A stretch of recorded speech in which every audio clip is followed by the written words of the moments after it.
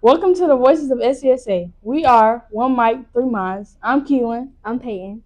I'm Kason. Here we highlight student voices, school culture, and all the great things happening at SCSA. We've got school updates, student recognition, and a very special guest today. So let's get started. So moving on to our fun fact of the day. Did you know that cockroaches can live without its head for one day and then eventually dies from dehydration? I didn't know that. Next up, we will be welcoming our beloved assistant principal, Dr. Carpenter. Woo! Hey, Dr. C. Hi, Kason. How are you? Good. How about you? I'm great. Tell us a little bit about yourself. Well, I am Dr. Carpenter. I am born and raised in St. Louis, Missouri. I am the proud mother of an eighth grader. So this is an exciting time in my life, getting ready to enter our next chapter of high school. And I enjoy being an administrator here at SCSA. We enjoy having you here. Thank you. Where were you born? Where? She just said that. St. Louis, Missouri. So I was born in St. Louis, but I went to college in New Orleans at Dillard University, and then I transferred to Fayetteville State, and then I got my doctorate at St. Louis University. Okay. What do you like to do on your free time? So funny you would ask that. I like to skate. Skating is my thing. That's kind of my pastime.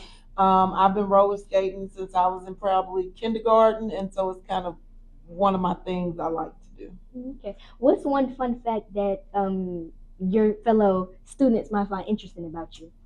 A fun fact. I like to shop.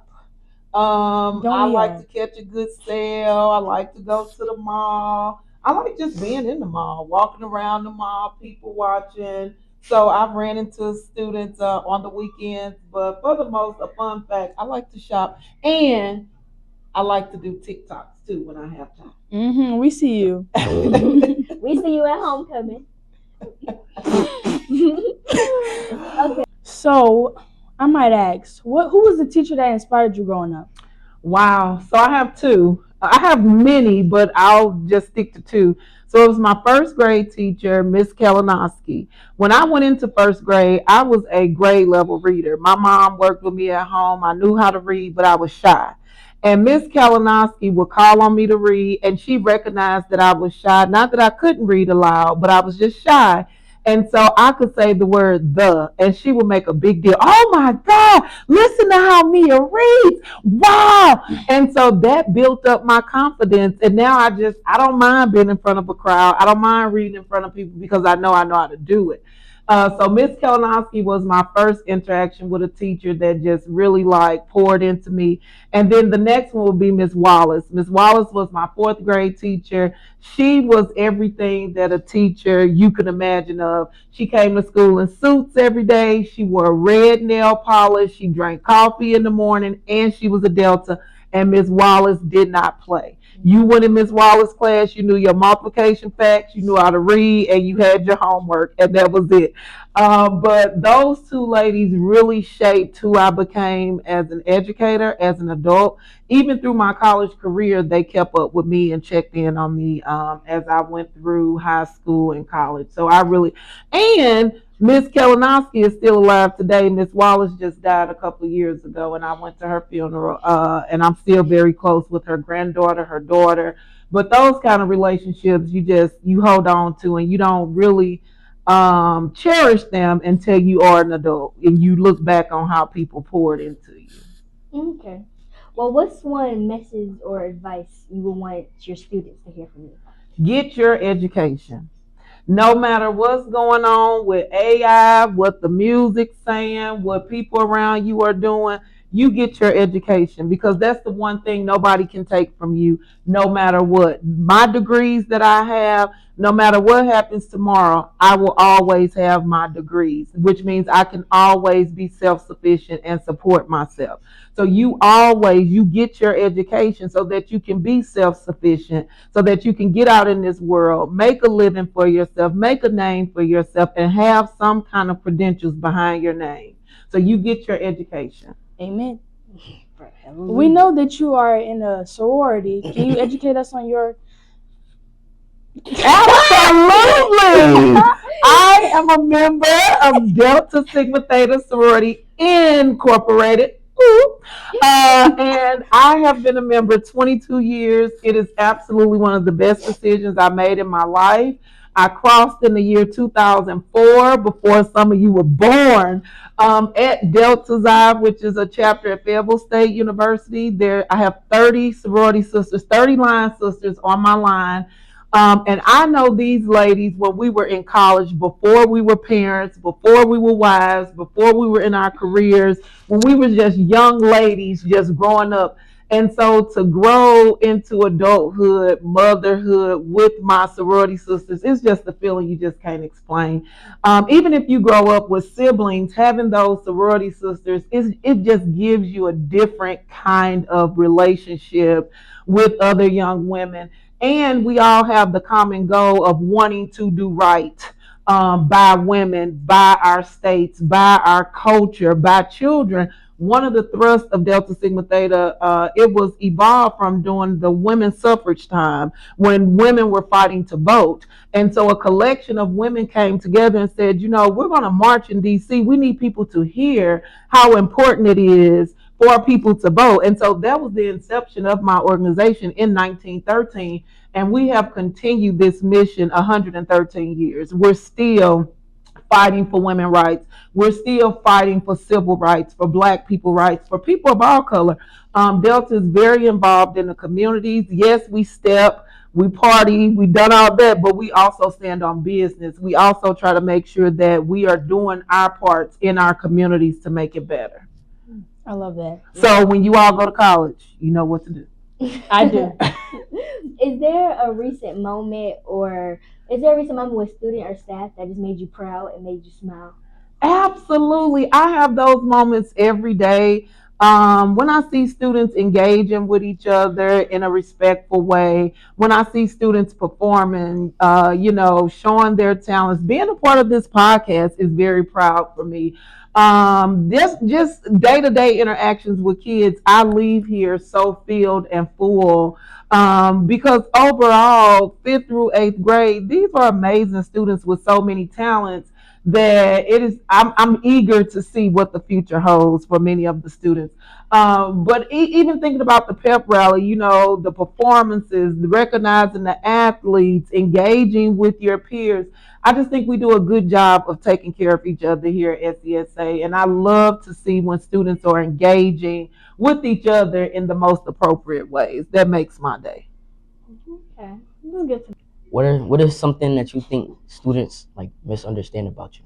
Misunderstand, because I really value education and students showing their best every day. I think sometimes students misinterpret structure and accountability with she's mean or she don't want us to do nothing. And so it is very important to me that we have a balance here. So we had homecoming week, we had a dance, we had a pep rally, we were able to let our hair down, so to speak, but we also have to prioritize doing our schoolwork, being the best student we can be in class. And so sometimes students think when you hold them accountable, that means you don't care about me. But I could care about you and still hold you accountable. I care about every student 5th through 8th grade. Even if I suspend you, even if I have to give you a consequence, that does not lessen how much I care about you. I probably care about you a little bit more because I want you to realize the potential that I see in you and the student that I know that you can be. So I think a misconception is that, Dr. C is tough. Dr. C don't want us to do nothing, but I really want it to be prioritized that I got to get my business done, which is being a good student in class, and then I can let my hair down. What's one skill you wish you started working on earlier in life? Physical fitness. I took that for granted when I was younger. I just assumed I would be trim and in shape my whole life. And as you get older, you really have to prioritize going to the gym, taking care of your health, playing a sport to stay in shape. So I would advise any young person coming up, stay active, because you don't want to be an older person walking on a cane, can't get around, needing help, knees cracking and all that. You want to still be able to get around and do some of the things you enjoy. So I would say physical fitness, like really prioritizing staying active in your younger years. So when you get to be my age, you're still active and can do a cartwheel. Did you play any sports when you were young? So I was a middle school athlete. So in middle school, I played basketball, I played volleyball, I cheered. And then when I got to high school, I kind of went through that phase of I'm too cute for any of this. So I just wanted to be a cute, flat dressed girl that went to class and did my work. And so I was recruited to the girls' basketball team, but then they said I had to cut my nails. And I said, well, no, thank you. I'd rather be cute in class. So in high school and college, no, I didn't play any sports, but I enjoy watching them. I definitely enjoy watching basketball. What position did you play? Volleyball, we just rotate around. And then with basketball, I think I was a center in middle school. I was the tallest one out there. I would assume I was the big girl on the court. And then I cheered. Oh, in high school, I did do majorettes. I was a dancer. I did majorettes in high school. Yeah, I did that for about a year and a half. But then, I was really into fashion, like shopping and wanting to, dress to impress and all that kind of stuff. So, okay. Is there anybody you'd like to give your flowers to? Somebody who played a real important role in your life and who helped you become who you are now? Oh, wow. It's so many people. As you grow and go through life, so many people will pour into you that you will be like, when this question comes up, it's like, man, who do I give flowers to? I definitely would give the flowers to my mom. She was very encouraging when I was growing up. And one thing I admired about my mom was when I got ready to go to college, I was a student in St. Louis, Missouri, and I got accepted to Dillard University in New Orleans. We didn't have family in New Orleans. I didn't know anything about New Orleans. All I knew was Cash Money and No Limit Soldiers was down there. And those were rap groups. And my mom, I had a full academic scholarship. She could have said, no, you're not going that far because New Orleans driving was like 15 hours from St. Louis. And we couldn't afford plane tickets. So, like, I used to catch the Greyhound back and forth. But my mom, when I told her I wanted to go to Dillard University, she was very supportive of that. She encouraged me. She got me to school. She made sure I had what I needed. And that was like what set me off on a trajectory of becoming invested in my education, because as a parent, and you don't understand that until you are a parent, how much strength it takes to send your baby off to another city that's 15 hours away and just trust that all of the lessons you poured into them, they will activate when they get into different situations. So I think that instance that really sticks out to me. My dad, he really poured into me. It's so many teachers I've had along the way that really encouraged me and saw something in me. Colleagues that I've worked with going through the doctorate program that encouraged me to keep going. The dissertation was very tough for me, but I was able to overcome that just with the encouragement of some of my former colleagues. So it's so many people. I really can't narrow it down to one, but if I have to, it would definitely be my mom. I would definitely give my flowers to her. And then the SCSA middle school team, they are very encouraging. Doing the work that we do, it goes without thank you sometimes. And so I have teachers that just out of the blue will send me a text, hey, I appreciate you, or thank you for doing this, or good job on that. And so those types of messages, those really help you to keep going too. So again, it's so many people, but if I had to narrow it down to one, it would be my mother. Okay. Well, we're gonna ask you some rapid fire questions. So just say the first thing that comes to Oh, mind. okay. Okay. Coffee or tea? Coffee. Early bird or night owl? Early bird. Sweet snacks or salty snacks? Sweets. Music or podcast? Podcast. Favorite school subject growing up? Math. One word students will use to describe you. Fly. Hold on. Okay. Favorite part of your school day? The morning, greeting students and staff in the morning, 7:30 to 8 o'clock. Planner or wing it? Planner. Books or movies? Ooh. Books. Inside or outside? Outside. First job you ever had? Hardee's. I was a cashier. I loved it too. Okay. Would you rather give a presentation or write a paper? Presentation. Mm-hmm. I'd rather present. Okay, one last question before we let you go. Okay. Classroom music on. Wait, what? Off. On or off? Classroom music definitely on. When I was a classroom teacher, we loved listening to music. And that's how you kind of stay hip with what's going on. Okay. Well, this has been great. We enjoyed you on our podcast. We thank you so much for coming. Thank you for having me. I think you all are doing an excellent job. Keep up the good work. I look forward to seeing more episodes coming in the future. And this has been wonderful. Thank you. Okay, like I said, we appreciate you taking time out your day. We know you got to go back to Dr. Cian, so we'll let you go do that. Thank you. Mm-hmm. Bye. Bye. Thank you again to Dr. C for being our special guest. Now we're moving on to our fun segment of the day, and we'll be taking this outside. So come on. Hey y'all, I am Peyton from One Mic and Three Minds, and today for our fun segment, we're going to be going around asking people some miscellaneous questions. So come on. Got that?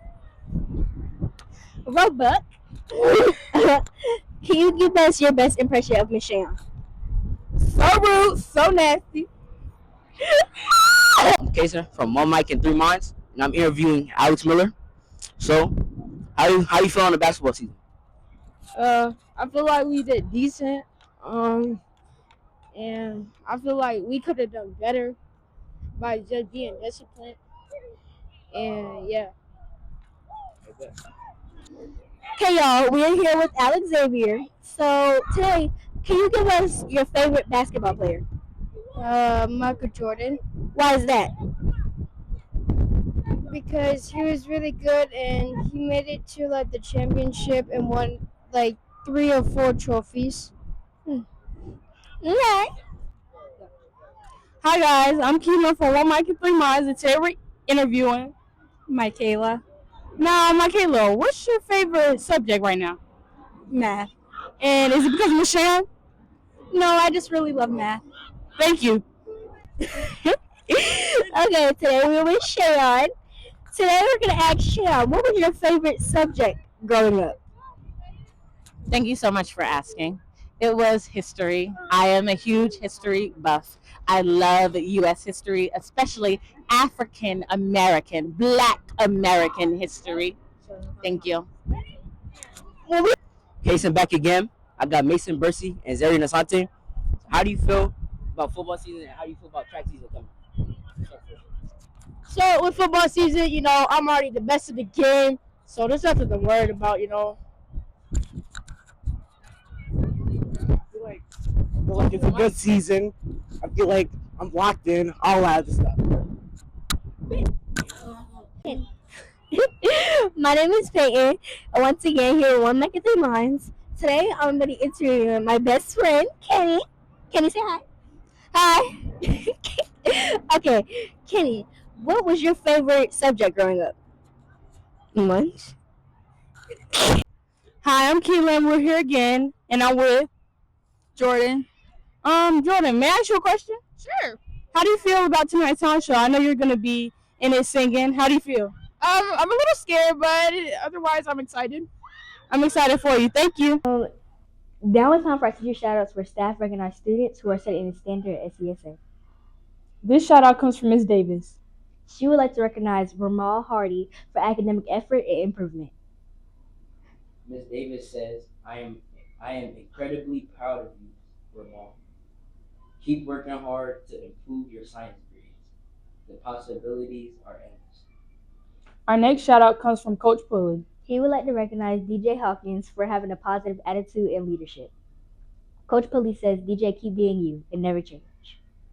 Congratulations to all of today's shout outs recipients. Keep striving, keep leading, and keep representing SCSA the right way. Now let's take a moment for our quote of the day and leave you with something to think about.